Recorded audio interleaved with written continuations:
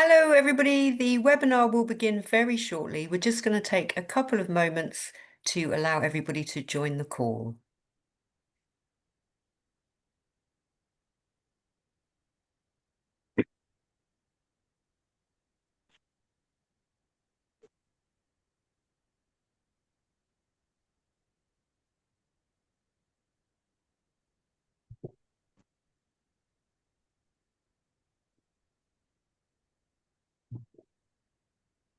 So, good afternoon from London, but I know we have people joining us from lots of different countries today, so it might be good morning, good afternoon, or maybe even good evening where you are joining us from.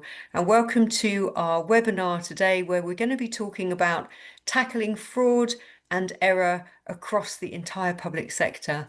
I'm Siobhan Bonita. I'm a former civil servant from here in the UK, and I'm delighted to be chairing this webinar on behalf of Global Government Forum, which serves civil servants all around the world. And I'd also like to thank our knowledge partner today, which is Unit 4.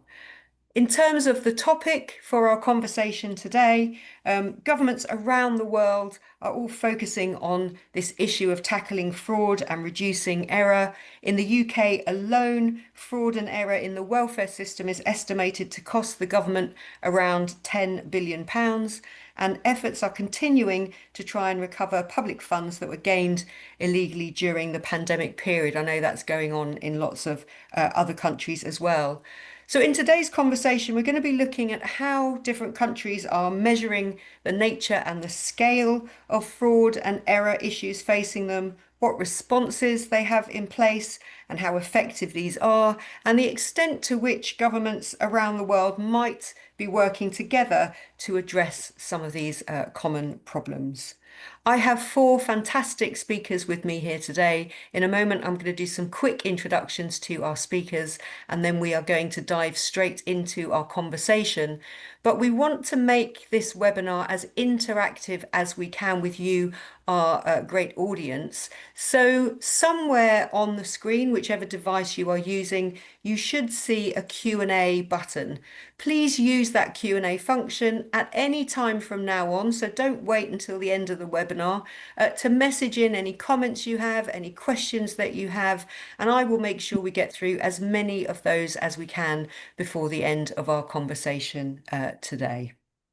So, in terms of our great panel of speakers today, we have Joshua Redaway, who is the Director of Fraud and Propriety at the National Audit Office, so the NAO here in the UK, where his role includes overseeing reports to Parliament on fraud, propriety, and transparency, leading the NAO Fraud and Propriety Centre, and supporting colleagues as they encounter fraud, propriety, and corruption issues in their value for money and financial audits of government.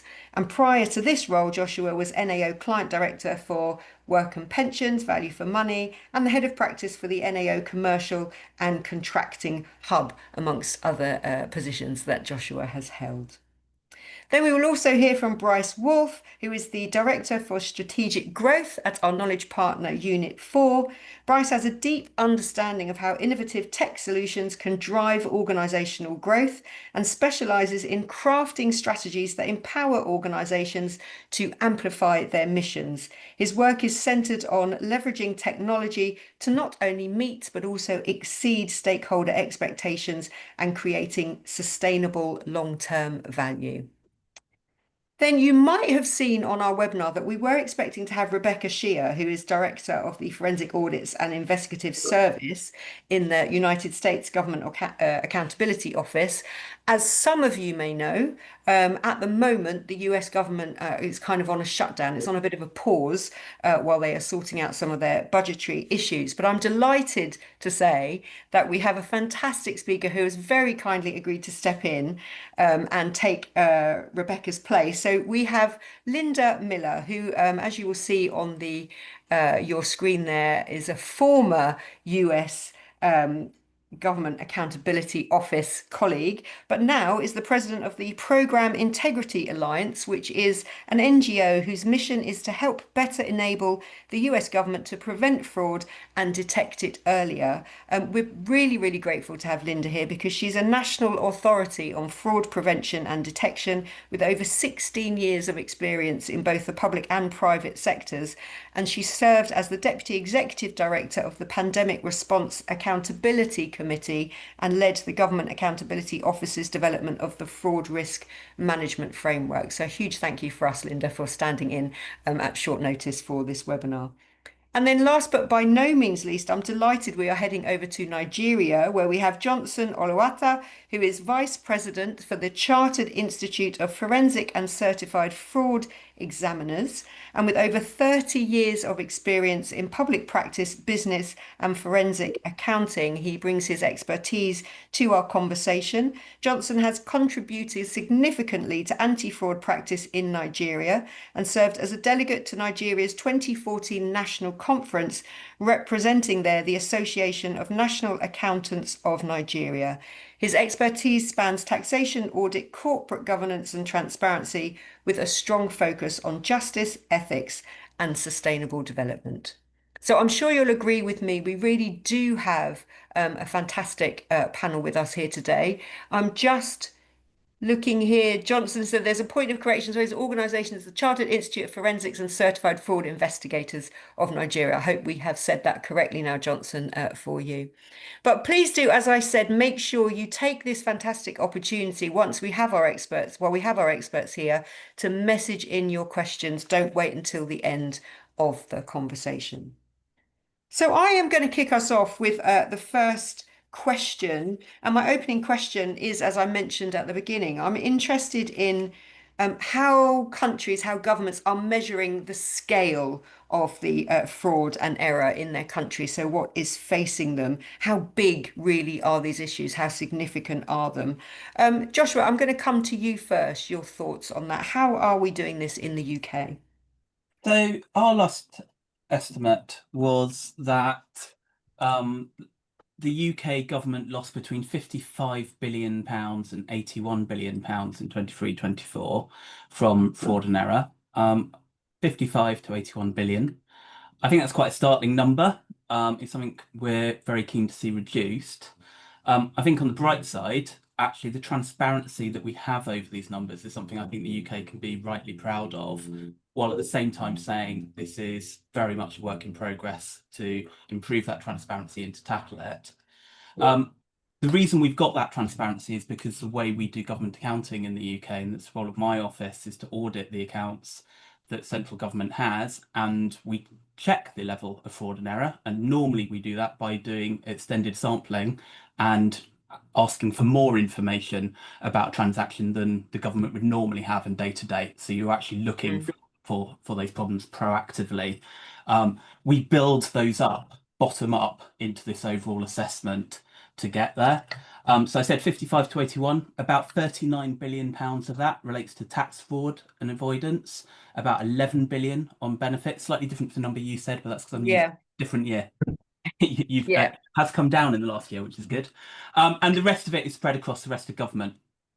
And I say rightly proud because I think from the work we've done surveying our equivalent organisations, which I think is a fantastic title, a self-title. We call ourselves the Supreme Audit Institutes. But we surveyed the Supreme Audit Institutes around the world. And I'm fairly sure that the UK is ahead of others when it comes to bringing these bottom-up programme level estimates together in some sort of overview.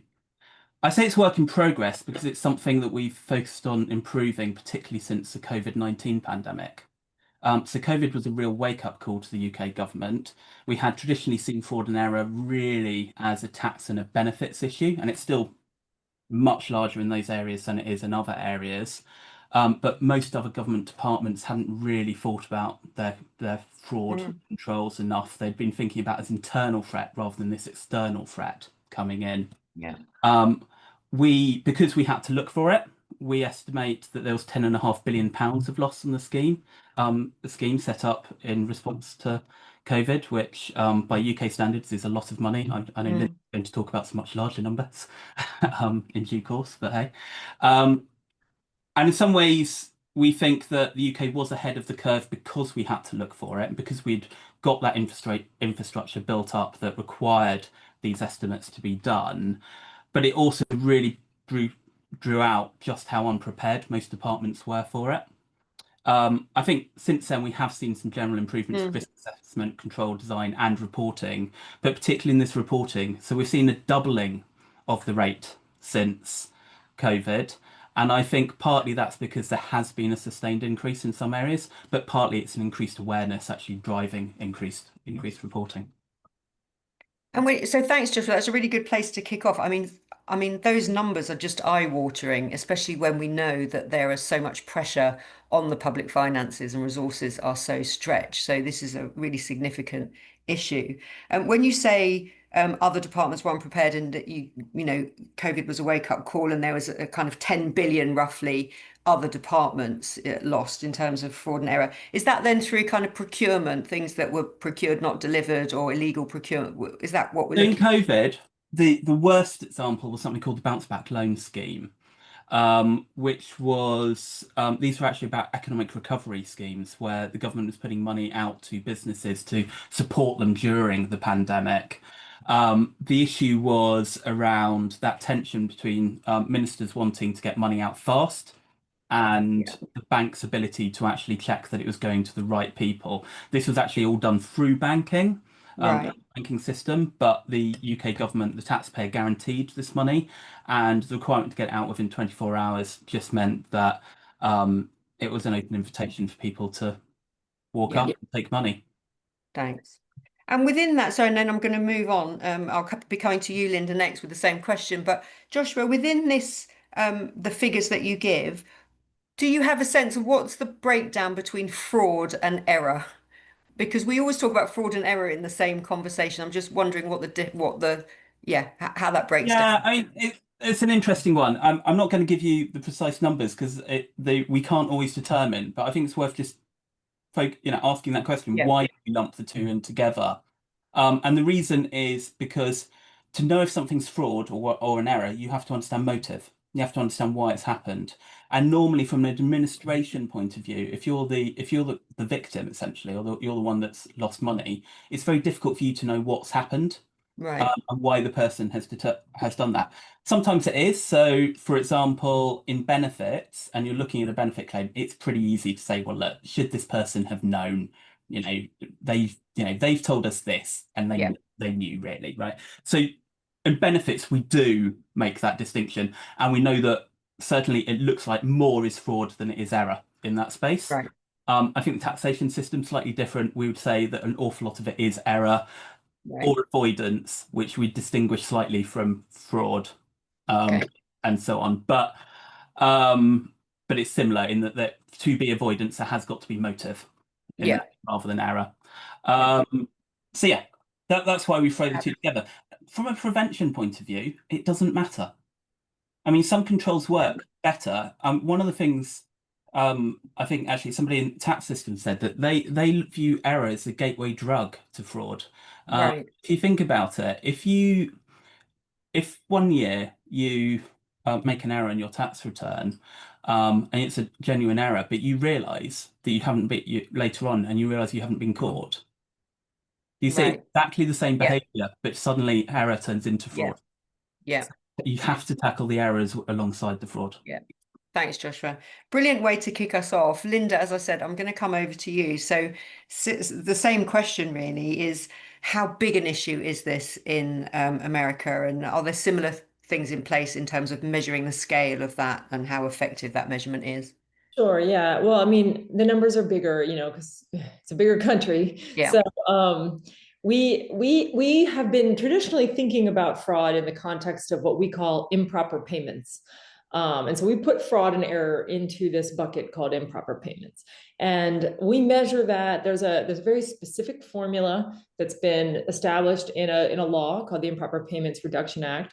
that requires agencies to do some estimations of the likely amount of improper payments that they're making. And they're very specific formulas that they give agencies to calculate these rates. I will say that GAO has routinely found that the agencies struggle to do that effectively. And most agencies GAO has identified as having significant challenges in estimating their improper payments. And so the number, it hovers right around 220 to $250 billion a year is Right. what we typically see in the improper payments numbers.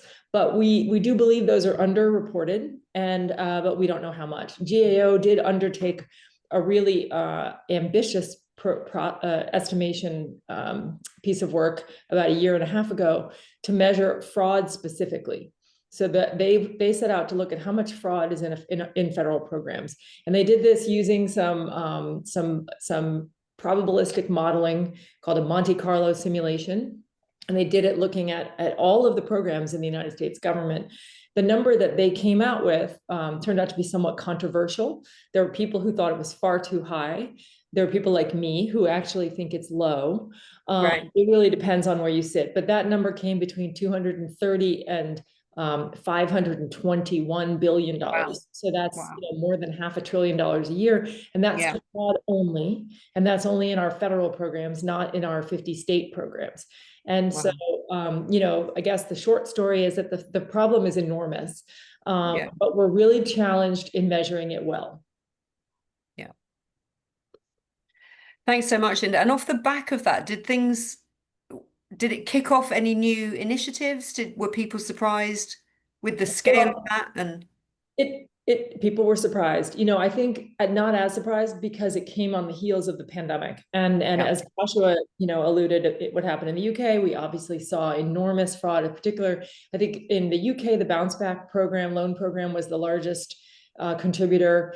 In the United States, it was our unemployment insurance program, the pandemic unemployment insurance, where we were seeing that program absolutely fleeced by a lot of external actors. We were seeing Right. identity theft-based fraud, and there were nation-state actors and transnational crime organizations who were stealing massive amounts. We think that the amount of unemployment insurance that was stolen through identity theft, it's at least 200 billion, and it could be as much as 500 billion. Could be as much as $1 billion stolen in just the unemployment insurance during pandemic. So that really woke people up to the problem. GAO's more recent estimate has continued the attention on the problem, but I would argue that we haven't done enough as a government-wide effort to really try to deal with this. Interesting what you say there about some of the nation states. Well, we'll come on in a moment. I want to ask you guys about a global kind of response and whether people are sharing with each other and learning from each other. So really interesting that you bring that in. But so both Joshua and Linda, thank you so much. Obviously setting the scene in terms of this is a very big issue, very significant numbers. Johnson, I will come to you, and then Bryce, I'm going to come to you more for the overview kind of perspective on this. So Johnson, similarly, to what extent are you able to measure the scale of the issue in Nigeria, and how big an issue do you have a sense that this is in Nigeria? Thank you very much for this question. As you well know that Nigeria is part of Commonwealth as well as part of United Nations. But again, the issue of fraud in Nigeria is large scale because of level of poverty. And there's so many reasons are responsible for the large-scale fraud, not just financial, but even sometimes electoral fraud. And fraud in the real sense is based on deceit, when one is trying to deceive others to believe that certain thing is in place instead of the other way. You also have, when it's a deliberate effort to gain from a transaction and to the loss of another company or another organization, particularly in the public and private sector, then that is classified as fraud. But in terms of error can happen by reason of ignorance, by reason of lack of structure.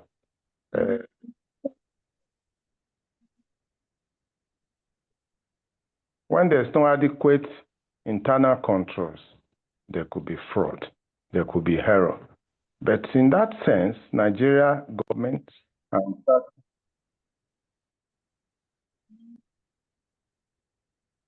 I'm very sorry, please. Somebody That's is okay. disturbing.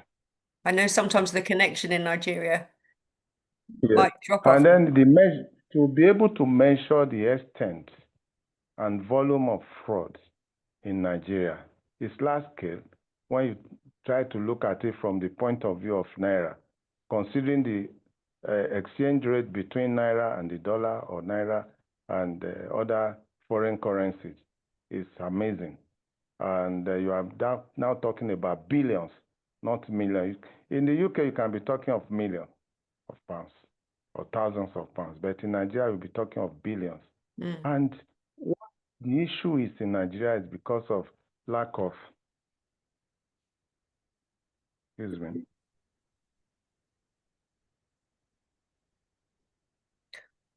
Johnson, I'm gonna just, Yes. I'll come back to you when your reception. No, I'm on, please. I'm on. Okay.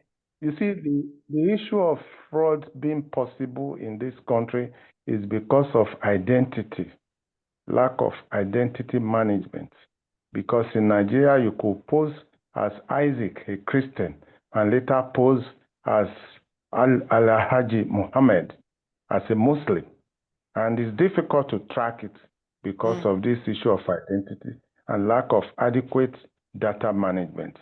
Other than that, I also noticed that in the advanced country, particularly in the US, where also I'm a member of this Association of Certified Fraud Examiners, I do receive latest developments in terms of judicial pronouncement of high-level fraud. And I start to wonder, why is fraud a global issue? Before now, I used to think fraud is only peculiar and particularly present in my country. But I later see fraud as a universal concept, a universal problem that we need to work together, intergovernment basis, to have a common database to be able to fight fraud on a global scale, rather than limiting the problem to country by country basis. Do you understand? By the time we do that, it will be difficult for transborder transactions to be done on fraudulent basis. Because if you perpetrate fraud in Nigeria, you can't escape into another country. In what I put in my Wikipedia, because I'm also a Wikipedian, how to use Wikipedia to fight corruption and fraud, I put it there that there must be collaboration between governments so that you don't steal money in Nigeria and take it to Panama. You don't steal money in Nigeria and take it to the UK or to the US and invest. But unfortunately, other countries provide adequate abode, adequate warehouse facility that will help the fraudsters to be able to take their money out of the country and invest in their own economy. I don't know if I'm talking within the right frame of your question, but No, this Johnson, is very that's brilliant. We will come on to the cross-border collaboration and the cross-border issues in a moment as well, but you've certainly raised some very interesting, thought-provoking thoughts there. I mean, I think interesting what you said about some of the drivers of fraud, and you were saying in Nigeria, for example, poverty, one of the drivers of the fraud that you're seeing. I'm sure in other countries there might be an element of that as well. We can come on to that when we have our conversation, and the audience might have some thoughts around that. But also what you were saying in terms of fraud and error, that some of those system issues, so the lack of good data management, the lack of systems in tracking some of these issues, I think certainly those will resonate with different people in the audience, and lots of countries, I think, will have the similar issues. So, and then finally, the issue that you said about ID management and how that opens up to fraud, I think a really topical issue for a lot of countries at the moment as well, talking about whether or not digital IDs could help in this kind of context. So lots of issues there, Johnson, that you've raised, which we will definitely come back to in our wider conversation. Thank you. And definitely not just specific to Nigeria. Bryce, we will be moving on to the next question, but Bryce, I wanted to give you a chance because you work with different kind of agencies across the public sector in different countries. is what you're hearing typical? So are countries good at measuring the scale of the challenge facing them? And do you feel like they do have a good sense of the nature and the scale of the issues that they're facing? Yes, I because think we have institutions in Nigeria like the EFCC, the ICPC, the Code of Conduct Bureau, and they Yeah, are the agencies responsible to keep data and information on yeah. fraud where it happens and be Thanks. able to bring about the fraudsters to justice. But more often than not, the issue of identity Yeah, makes make it difficult to be able to catch some of these fraudsters yeah, because somebody that has stolen 2 billion or 10 billion can go about acquiring properties that is not linked to their identity, and yeah. invariably they are able to escape. Aha. Thanks, Is Johnson. apart from that, yes. Yeah, thanks, Johnson. I'm going to come back to that issue of identity and cross borders in a moment. Bryce, I'm just coming to you on that question of working with other countries and what you've seen, whether this is typical of what you've seen in your work. Yeah, so I think the desire and the intent is there to stop it.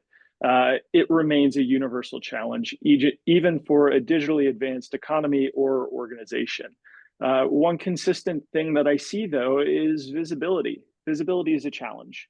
So whether it's a government or an organization, you can't measure what you can't see. And many are really still struggling with disconnected data across various departments.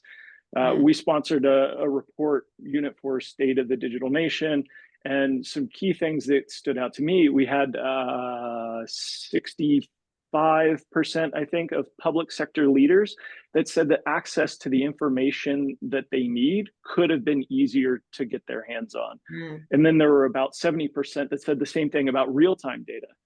So that lack of access makes it hard to get a true picture of fraud and error. And so I've found that when governments are investing time in integrated systems and real-time insights, that's when they're able to take that measurement and turn it into something meaningful and something actionable.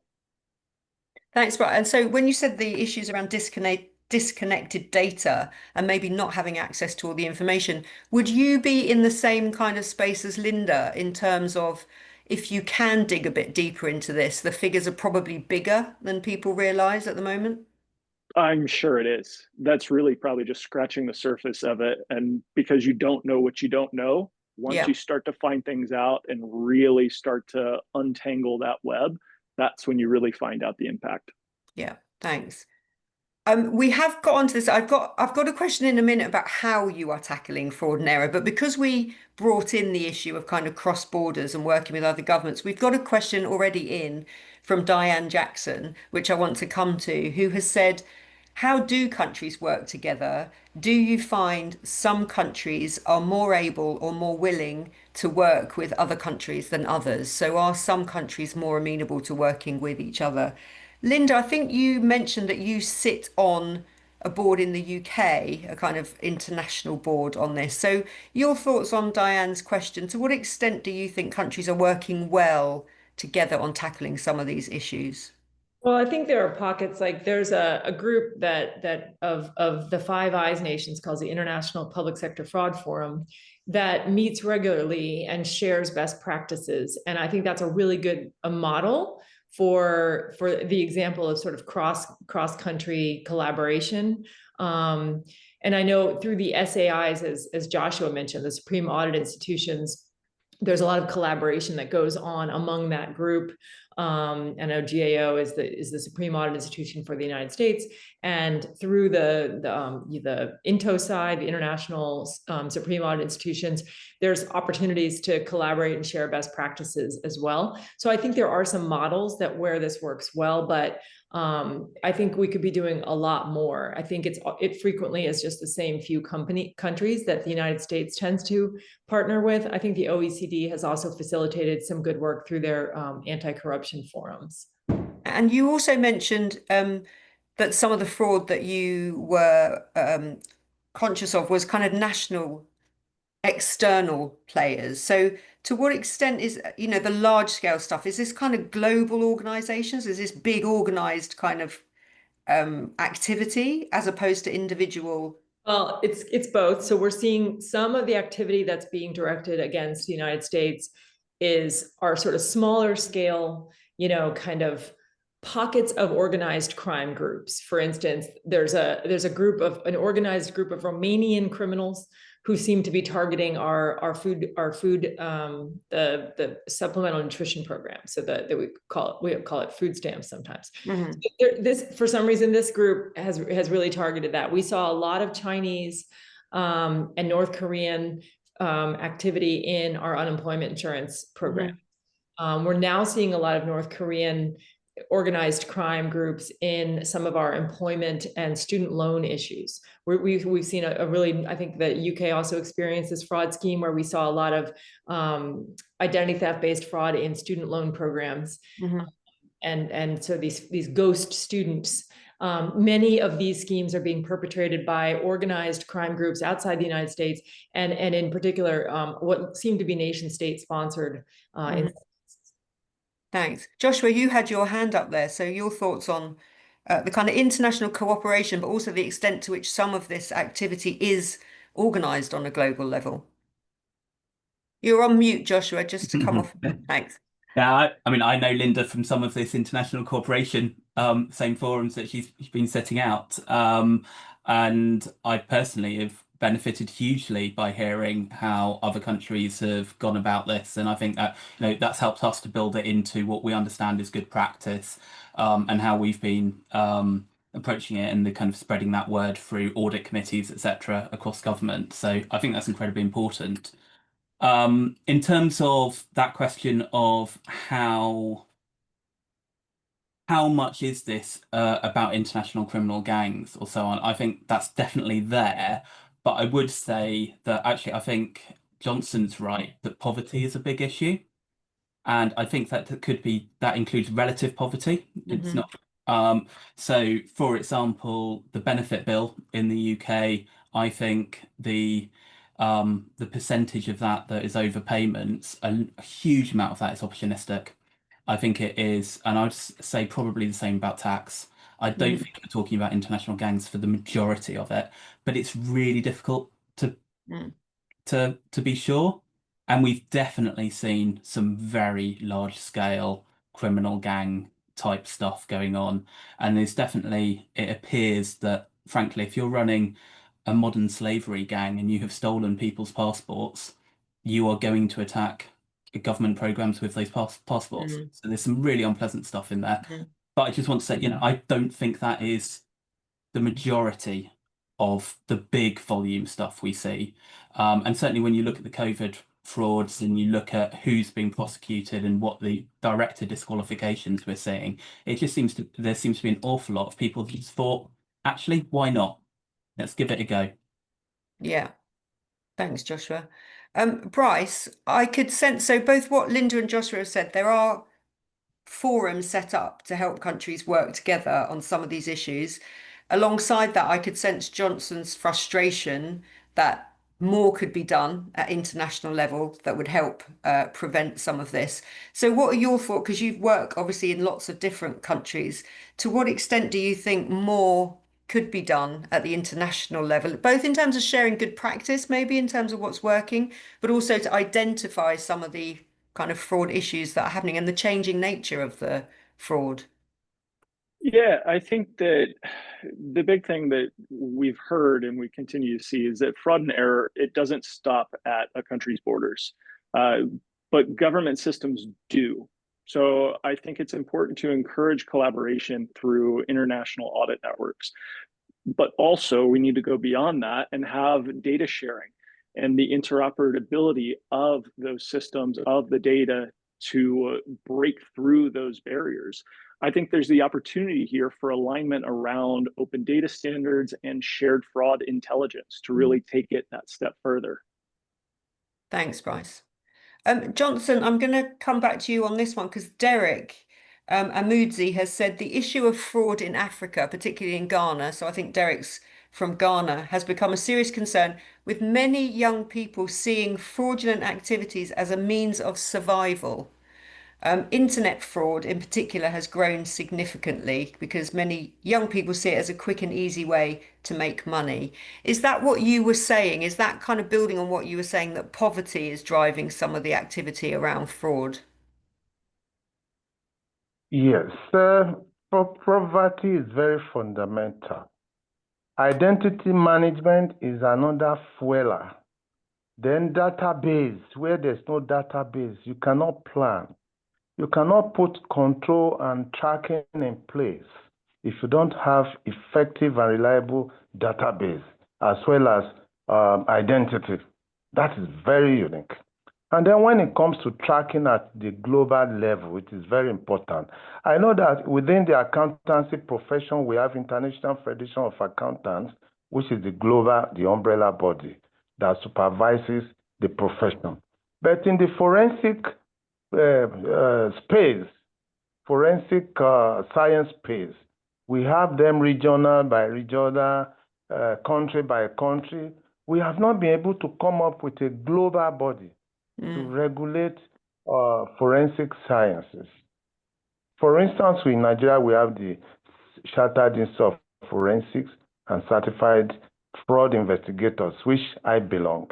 And unfortunately, we have not been able to identify a global body under which we can operate and effectively manage, including Ghana, Sierra Leone, or particularly in West Africa. That is a big challenge. Yeah. The cyber crime, for instance, is because of the speed.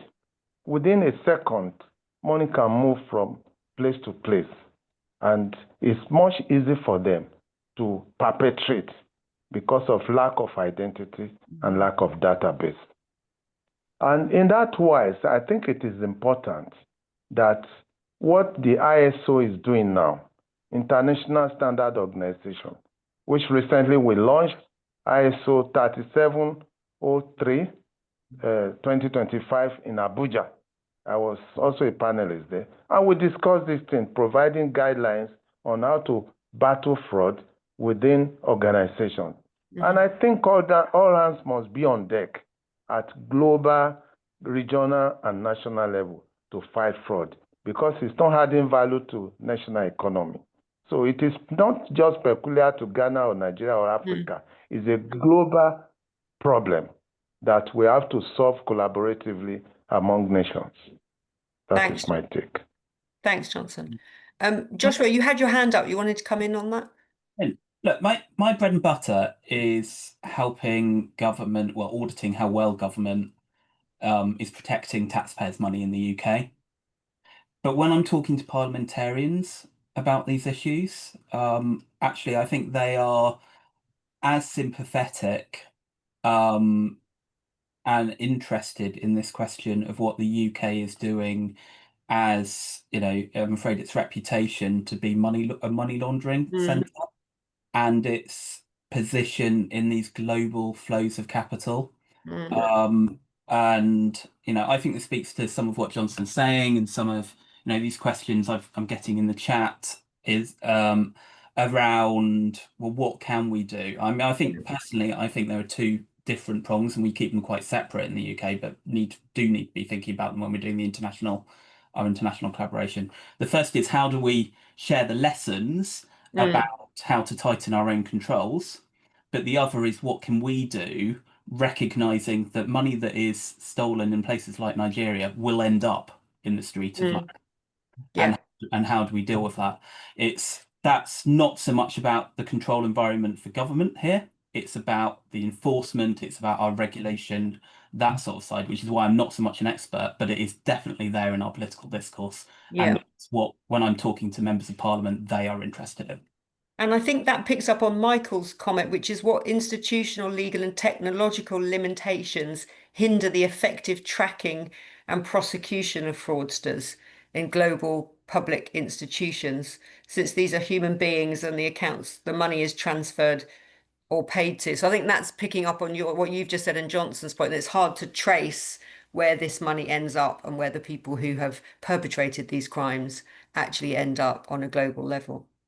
There are lots of questions coming in. I'm going to link these to my last question to all of you, because I think The last question I had before just taking questions from the audience was, so what are we all doing about it? What are the plans, the initiatives, the technology, the tools? What are you doing to address the issue of fraud and error? And I want to link that question. So that's my question to all of you. And I want to link it to what Joshua has asked, which is, with the advancement of AI and technology, do you think these show any promise in helping to combat fraud?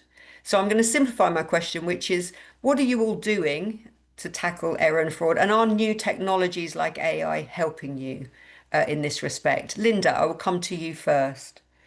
Okay, there's a lot there. I would say AI shows enormous promise for combating fraud. And when I say AI, I'm talking about generative AI. Gen AI is shorthand. So we've had AI around for a long time, but what's more recent are these Gen AI tools that have proliferated in the last couple of years. They are really enabling fraud. So we're seeing a lot more fraud happening because the fraud actors have access to these tools. So they're able to craft more believable phishing emails. They're able to use voice spoofing. They're able to use deep fakes. They're able to use all sorts of new technologies that enable them to commit fraud in a far better, more effective and faster way. And so we've seen this change in the techniques and tactics the fraud actors are using. There's also opportunities for us to use those same tools to combat them. One of the things that we're doing in the United States that we're seeing a lot of promise is using generative AI to be able to sort through all the data and to identify, as Johnson mentioned, it's really a data issue, right? Digital identity in particular is a challenge. Identity theft-based fraud is the #1 way that fraud is growing here in the United States. And identity theft-based fraud is very difficult if you don't have tools that can discern whether this person who's saying that they are who they are is in fact lying to you. So we are using a lot of tools in the banking community, in some of the other some of the other sectors in the private sector, and we're starting to use those more in the government sector now, to verify identities of people and to use generative AI tools that can do the due diligence on an individual when they're applying for a benefit to determine whether or not someone's identity has been compromised. Recently, our Social Security Administration saw a big uptick in fraud where fraud actors were stealing identities and then calling the Social Security office and changing the bank account information. They were able to use the phone channel. And because that program, we've talked about poverty a bit today, some of these programs are aimed at vulnerable populations, and those vulnerable populations don't have access to the same types of tools as others have. And so a tool that would work in the banking community, for example, may not work in a public benefit program. And so that call center is very important to our older residents or residents who don't have access to computers. And the fraud actors knew that. And so they were using this call channel to commit this account takeover fraud. And we ended up requiring additional steps before somebody could make a change to their bank account. The Social Security Administration was able to start to screen using tools like a pin drop tool, which is a technology that identifies when somebody is using a phone channel, the likelihood that they're using a spoofed phone, or that where the location of that phone is not where the caller is saying that it is, so they can identify some red flags. So there are some really promising tools and technologies the government is starting to use to identify fraud in these programs. But I would say that institutional, legal, and technological limitations are massive. Here in the United States, the privacy protection laws that govern how data is used, which are really important to protect privacy, but they're also anachronistic. They were built before the digital environment we live in today. And so we believe strongly that those privacy laws need to be revised to sort of bring us into the world that we live in today. And so that's one of the legal challenges. And then technologically, and I'm sure this is true for most governments, we have limited resources when it comes to, the government doesn't have the same kinds of technological resources that private sector does. And so they can't necessarily update and modernize those systems to the same degree the private sector does. And that really significantly limits our ability to fight fraud here in the United States. Yeah, brilliant. Thanks, Inda. I want to come back. There's so many issues there to unpick. I mean, digital IDs keeps coming up. I'm going to come back to that definitely. But Bryce, I want to come to you because obviously this is the area where you work with lots of different organizations in helping them to put in place effective strategies. So, in terms of what Linda was saying there, and going back to Joseph's question, are you seeing technology and kind of new advancements like AI both helping governments and the public sector to address some of these issues, but also making it harder because the fraudsters themselves are using those new technologies? Yes, and AI and technology is often used as a band-aid. So the big thing that we're seeing is through our same survey, we had 30% or so of organizations that had AI listed as a short-term priority for them over the next year, which is great. I mean, it's fantastic that everybody wants to adopt AI and wants to get the most out of it. I think that is important for helping us become much more on the preventative side rather than just recovery after the fact. But I will say that the best outcomes come whenever we have technology, data, and people that are aligned around that single source of truth. So if we put the technology first without fixing the underlying process, the underlying issue organizationally, by data sources, everything like that, the AI is not going to solve all of those problems for you. So you have to fix the foundations first, and Correct. going back to data. Thanks.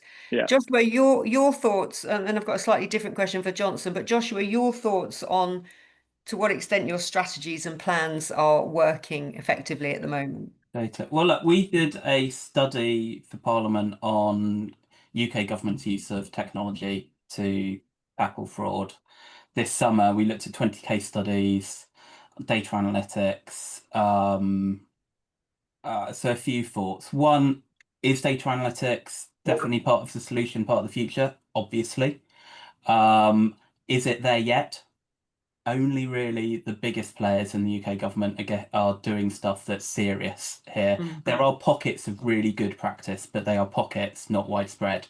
And what you generally see is it being used, as Bryce has just said, we want to see it preventative. What we generally see is it's reactive. So what happens is you have a stream of information, of payments potentially. After the event, you scrape that data, you send it over to some analysts. They might use machine learning. If they're very techy, they might just do some basic algorithms on it and data matching. And they come back and they say, "Oh, look, can you look at these transactions?" And then the business actually struggles to go, "Oh, look, they flagged 1,000 transactions I should look at. Well, what am I meant to do with that information?" Non-integrated solutions is not going to help. You've got to actually build these into your controls. That's a key part. But so that's kind of like part the first observation. Second observation, it does not need to be the AI, right? You can use data analytics that is actually not that sophisticated. So, for example, certainly in the UK, and I suspect this is around the world, if you are making a payment on your banking app as an individual, because our regulations are that the banks have to pay for authorized push payment fraud. The banks have made sure that we get the technology so that it links the account name and the account number. And that just makes mandate fraud so much harder. So why is it that only one government body we found is using that technology? And the answer is they have to pay for it.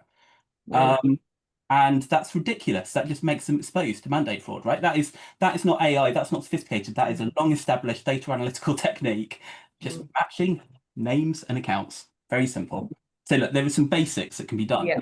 But the third thing I wanted to say about this is I worry a little bit about how much people are pushing tech without pushing good governance. Right. Because tech without good governance over this is not going to work. What we want to see is people demonstrating that they've got cost-effective controls. And what we mean by that is, firstly, that they are preventative, that because once the money's gone, it's gone normally. Four out of £5 will be gone. And that's a top performing organisation in recovery. I think that to get your controls to be cost effective, the only way to do that is an iterative approach. So what we advocate, and also what I know the GAO advocates, and we talk about in this international policy forums, are what we call the fraud management cycle. There are various versions of it. But basically, this means good risk assessment, really think through how might you be attacked, good controls against those risks, fraud loss measurement, and measuring whether or not those controls are working, evaluate where you are and start again. And if you keep on doing that, you will refine your controls over time, and that's your only chance of stopping it. Now, data analytics and tech might be one of those controls, but those controls could be a more traditional route. But if you try to introduce these solutions without having that cycle, you won't actually understand whether or not they're working or not, and frankly, you won't get the organizational approval to use what can be quite expensive to do as well. So I would say get the governance right first. Obviously, tech is going to be part of the solution. It's going to be increasingly. Certainly the UK experience, I'm afraid. Outside, actually, look, tax is pretty good on this. Benefits are pretty good on it. Outside of that, pockets at best is what I'm saying. Thanks, Joshua. We have got lots of questions coming in, so I'm going to the questions from the audience. If you've got any more, please do get them coming in. But Linda, this question for you is from Tiana, and she's asking about the issue to do with federal grants. And she's saying the issue also spans across federal grants, which wasn't properly addressed.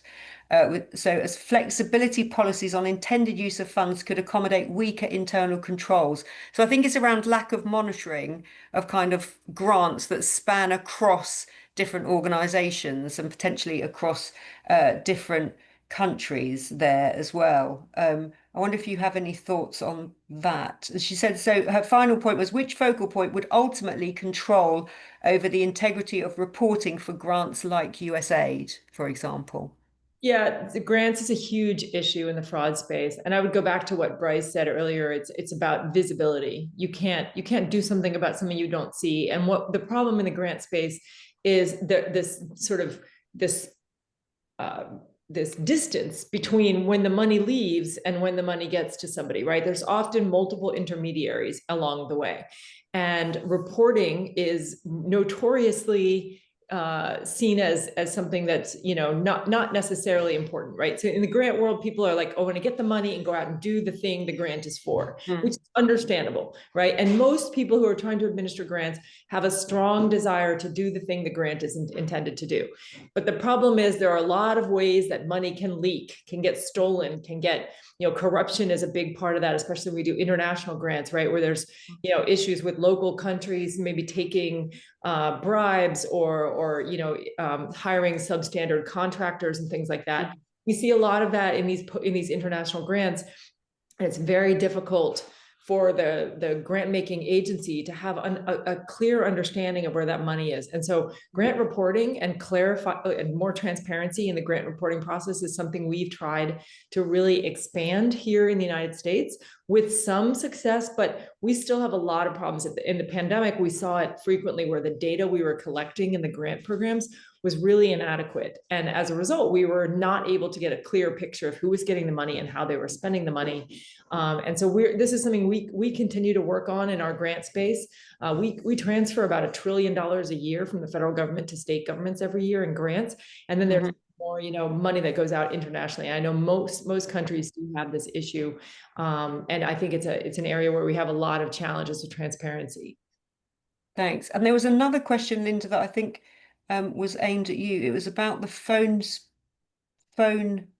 Yeah, the phone spoofing thing. technology. Yeah. Why is that not then used to protect vulnerable citizens? It's such a good question. When that technology came out maybe 6-7 years ago, it was such a revolutionary change that what we saw, they started at the time I was working with an insurance company, they implemented that tool, and then all their competitors began seeing an uptick in fraud because the fraudsters just went to their competitors because they couldn't get through in theirs. It almost became, you can't not have this. It's so beneficial. And so we've just begun implementing that tool in some of our larger benefit programs like the IRS and the SSA, but it's not mandated, and it should be mandated. Tools like Pindrop or others, I think they have a couple of other competitors, but you know, tools that can just verify whether a phone is being spoofed, that seems like a basic thing that should be mandated. In the United States, we wouldn't mandate the use of a certain technology per se, but we could put in place laws that say an agency must employ some type of technology that verifies that, that they've identified Yeah. they've done a risk score, let's say, of somebody calling into the call center to make sure that that is not, in fact, a fraud actor. Yeah. Thanks, Linda. Johnson, there's a question for you from Jeff. And Jeff has said, Nigeria is rolling out a national identity management system. So this obviously links to everything you've been said around identity and the problems around identity. And Jeff has said, have you got any updates in terms of, are there any successes to date or any specific ongoing challenges? So I guess, do you see this new system as potentially helping in the issue in the area of fraud prevention? Okay, thank you very much. I know we have the Nigeria Identity Management unit that is responsible for identity management. The approach, the purpose, the aims, very unique and fantastic. But again, implementation, we have bottlenecks. And it's not going at the speed, optimal speed, that may make it possible to help us tackle fraud on a universal scale, universal that is in Nigeria. For instance, to reach the unreachable is a big task. Some people are in the riverine area, you can't reach them. Some people are in some remote area, remote location, very, very difficult. Some are even not ready, particularly when they don't want to go into any banking transaction. So they don't need identity, national identity. And what I think is important, we have the voter's card, we have driver's license, we have Nigerian passport, okay? And we have the national identity. In my view, and we also have BVN.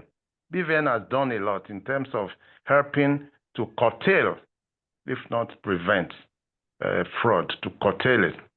Because when you have your BVN with different name, Johnson Oluwata on one side and Oluwata Johnson, your bank will not accept this as one person. They are two different persons in the eyes of the law. So that one is helping. It's already in place. But implementation is unfortunately not going at the expected optimal speed. That's the challenge we have. But I want to believe that we could just do it region by region. Take, for instance, we look at Lagos State, we look at Enugu State, we look at Abuja, start from there and then try to move along until we're able to capture the whole country. But still, we won't be able to capture the whole country in the interim because some people can still afford to carry their transaction on cash basis. As we're also trying to de-emphasize cash transaction, it will help some people to push themselves into the identity net. But as long as there's room to make transaction, like you want to pay 50,000, you can pay cash. You want to pay 1 million, you can pay in cash. Then people can afford to avoid going into the identity net. Do you understand? I'm not saying that we don't have facilities, but I'm saying that it's not effective as one expected to be. Do you understand? So identity is very, very key. And broad database is also very, very important, where every transaction will go to the database and you cannot say it's not me. Because it is already in the central database. So once we have these two angles in place, then the incidence of fraud in the country will be reduced to the barest minimum. We are talking about deterrence first. We talk about deterrence and we talk about detection. Okay? If you're able to deter the incident of fraud, you don't have to think about the detection. Detection is even more expensive because money will have lost. So that is the answer to that question from Mr. Jeff. Thanks, Johnson. I'm going to put a question to Joshua and Bryce. I'm not sure if you are able to answer this one, but it is about a European initiative. So this comes from Anders Peterson, who has said, what are your thoughts on the European Commission initiative VIDA, VAT in the digital age, which makes e-invoicing mandatory for business to business? Are these types of tools the right ones? Reporting VAT cross-border directly to tax authorities. So would that kind of thing help? Bryce, I'm going to come to you. If you're not familiar with this, it's absolutely fine, but I just wonder if those kind of initiatives are helpful. Yeah, so I think e-invoicing is actually a really effective lever that governments have introduced to combat fraud and error by creating that verified digital trail for every single transaction. It can make that real-time validation possible. So we've seen it significantly reduce duplicate payments and tax leakage, but then it also requires departments to modernize their financial systems so they can integrate cleanly with any national e-invoicing platform.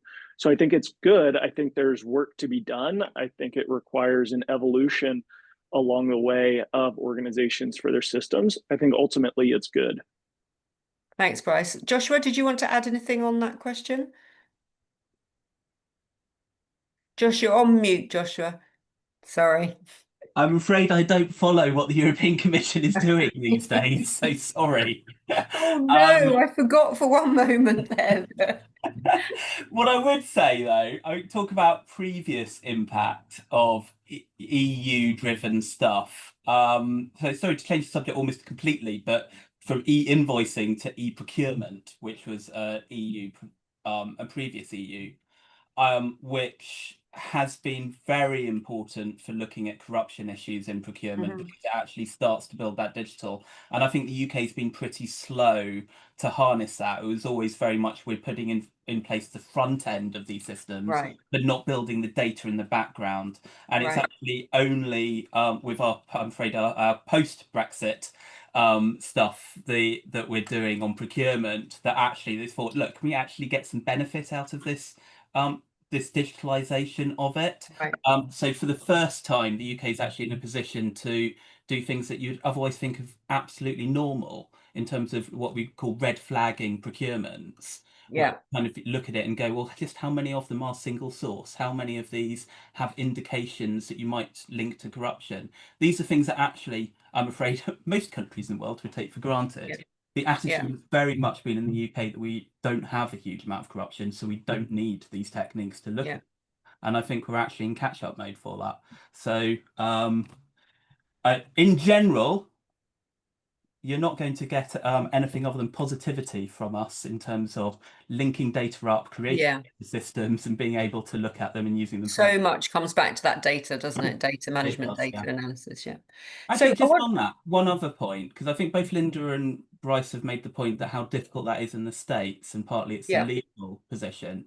In the UK, we actually have a much more permissive environment for sharing of data legally, and yet it's still considered incredibly difficult. So I just want to make the point that these are not necessarily legal constraints, they're actually inherent, and they're about privacy concerns. They are about security around data and data leakage, which are real and have to be managed. So it's in theory, it's legal to share.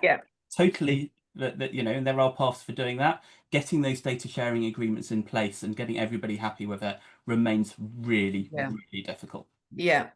There's a whole nother webinar on data sharing. Another webinar, but central to this agenda. Yeah, absolutely. I want to take a bit of Joan's question, the last bit of Joan's question, and I want to pick up on something you said, Joshua, which was you remarked on only about 4 out of £5 of fraud loss, so money that's gone to fraud is ever recovered. So 1 out of 5, I think you were saying, is recovered. 4 out of 5 is lost forever. And Joan has said, how can the proceeds of frauds be tracked, recouped, and tackled effectively? So we've focused a lot on prevention of fraud and detection of fraud. I want to come to all of you now and say, what efforts are being put into recovering money from fraud and how effective are those efforts? Bryce, I'm going to start with you. Is this an area where people come to you for help, or is it much more on the detection side that you tend to work with people? It's more on the detection and prevention side. That's our systems are set up like for e-invoicing to be able to have that preventative measure. So for the recovery side, it's not something that we would do as much. Okay. Linda, I'm going to come to you. Joshua's already said this is obviously not very effective in terms of recovering the money. Is that the same for you in America? Yeah, well, I think that recovering and tracking the proceeds of fraud losses has changed a lot with the advent of digital currency. And so, it used to be a lot more straightforward. Now, fraud actors are employing things called money mules, which I'm sure everybody in the audience is familiar with. And they're able to use these money mules and using cryptocurrencies of various types to be able to take the fiat currency that the fraud was perpetrated in, and then transfer it into crypto, move it around, use mixers in order to conceal where that money is going, and then eventually use some sort of off ramp to transition that crypto back into fiat. Very difficult. There are tools like chain analysis and other tools that can identify the movement of money on the blockchain when it's using crypto. But that is the primary way that fraud actors are moving their and laundering their proceeds. And so there's a huge amount of work being done right now in trying to do better asset tracing of digital currencies. And but right now they're in their nascent stages, and so it's very difficult to recover. We in the United States we have an inspectors general community whose job it is to go after and prosecute the fraud. But the identity theft based fraud, which is what I've been talking about today, we get very, very little of that back. Of the fraud we lost during the pandemic in unemployment insurance, we think we lost somewhere between 300 and 500 billion dollars. We recovered about 2 billion. Right. The vast majority of it never came back. Right. And so it is a serious problem for us to be able to recover any significant amounts of money. We do have law enforcement processes in place to do so, and we're pretty good at identifying it. When we can find it, we're usually pretty good at recovering it. But again, because these guys are getting so good at concealing their identities and using cryptocurrency and different assets, it's become increasingly difficult, especially using a really sophisticated web of money mules. It's been very difficult for us to trace those proceeds. Thanks. I'm very, very grateful for the amount of questions that we've had coming in from the audience. Sadly, I don't think we're able to get through all of them. If there are any unanswered, we will try and answer them behind the scenes. We'll get somebody to talk to our panelists and get you an answer behind the scenes. In the time that we've got left, there are two questions which I'm interested in. They're a bit more philosophical, a bit more about culture and whether there are things we can tackle there. So one is from Diane, who has said, do you think some tax fraud is due to how people view tax as a penalty to be paid rather than a necessity for public services? And could more be done to change this view? So is there something we could be done on education of the public, maybe, to change their perception of why people need to pay tax? And then I want to link that to a question that was to you, Johnson, which I think it was around. So Joseph has said there are lots of things, as you said, already in place around identity in Nigeria, but they seem not to be working. Do you think it's more a culture around culture of corruption and a culture of they have put incompetence there? So again, is there more that could be done on changing culture and changing perceptions? That's my final question, rather than the tools, the technology, and the systems. Your thoughts on that? Bryce, I'll start you. That was maybe an odd question to put to you as a kind of technology company, but are there education things we should be doing as well as all the technology things on this issue? Yeah, I mean, the philosophical question of tax as a penalty rather than any, I mean, as an American, that's a tough one. The whole tax representation, all of that runs deep for us Americans. And I do think there is some education that can be done to be able to enable the public to really see the benefit that they get from it. But then when it comes to, for the tax side of things, for everything with it, it's all about transparency. So whether it's catching fraud, whether it's preventing fraud, whether it's the use of tax money to be able to have it be seen as a public benefit rather than a penalty, that's what it all comes down to, is the transparency of the data. So it's true of an organization, it's true for a government, it's true for everybody. It's that transparency that's critical. Brilliant. Thanks, Bryce. We've only got a few minutes left. So Johnson, Linda, and then Joshua, I'm going to have to ask you for rather short answers. But Johnson, is there more that could be done to change the culture of kind of fraud and corruption in Nigeria, do you think? Yes, we can't leave everything to change of culture in Nigeria. We must take aggressive action to prevent, to discourage. We have religious organizations, the Christians, the Muslims, the local religion, Ifa, and what have you. They should also embark on preaching, because we talk about heaven, how to get to heaven. If you steal money, God will punish you at the end. Okay, if we make our people to understand that there's punishment awaiting them in heaven when they steal public money or steal from Commonwealth, maybe that is also to be able to deter them. But in a situation where the Reverend Minister will welcome a fraudster and give him a nice seat to sit, then another person will want to steal. But I want to believe that there are so many things already in place, like whistleblowing, for instance. The whistleblowing is not effective because some guys are afraid that at the end of the day, when the whistleblowing, and if anything happens to them, what happened to their family? The family will suffer. Government must take some action, and the whistleblowing must have connection with other global bodies. It shouldn't be restricted to Nigeria, so that assurance will be there, reasonable assurance that should anything happen to you, you are covered, your family will be covered. So in that wise, whistleblowing will be effective. I also know that other measures in place is to have an act of parliament. We have many of them, of course, that will make fraud and error a punitive action, punitive offense, either by jail term. And of course, I discovered that when somebody steals 1 billion, you want to recover the asset. Out of the 1 billion, he has spent half of the amount wastefully. You can't recover all those. You can only recover the asset with which he purchased half of the money.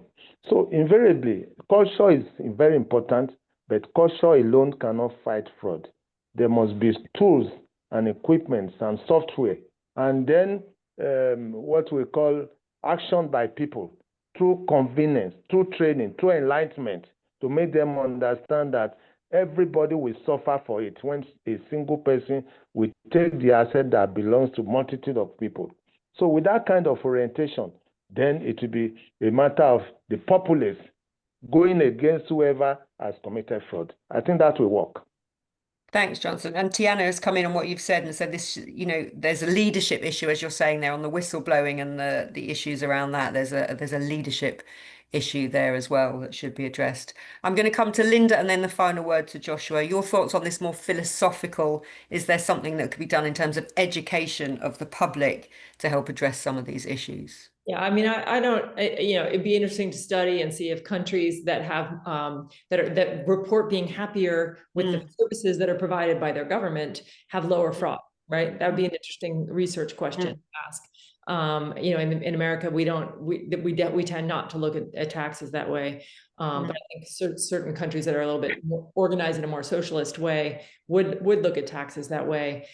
In this country, I worry that we're culturally encouraging more fraud because young people are seeing the barrier to entry lowering, and the opportunities are just enormous with the new technologies. And so I think culturally we have to really work on dissuading young people from the idea of making quick money by committing fraud.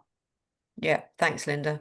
And Joshua, we've got 1 minute left, so I'm coming to you. Your thought. I didn't realize we'd get so deep. I'm really interested by the turn that conversation has taken, but your final thoughts on this, the cultural implications and education. Academics that have looked at fraud tell us about the fraud triangle. It's the first thing you learn in fraud awareness, right? That fraudsters, they need the opportunity, they need the other one, and the rationale. There you go. I've forgotten that my first lesson, but the rationale is absolutely key.